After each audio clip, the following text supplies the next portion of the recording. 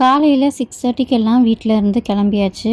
நான், என் ஹஸ்பண்ட், என் 2 பசங்க. செம்ம மழையாகவும் குளிராகவும் இருந்துச்சு. எங்கே போகிறோம் அப்படின்னு பார்த்தீங்கன்னா,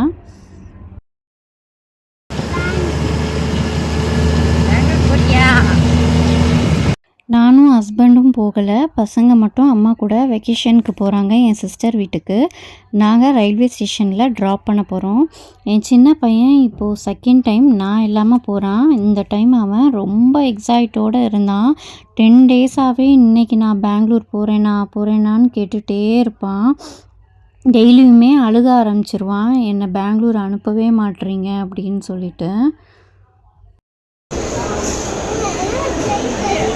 கிளம்பும் டைம் இருக்குது. ட்ரெயின் ஏன் கிளம்பவே மாட்டேங்குதுன்னு கேட்குறான். ட்ரெயின் கிளம்புனதும் அவன் ஹாப்பினஸ்க்கு அளவே இல்லைங்க. செம்ம ஹாப்பி ஆயிட்டான். நாங்கள் தான் பசங்களை ரொம்ப மிஸ் பண்ணுறோம்.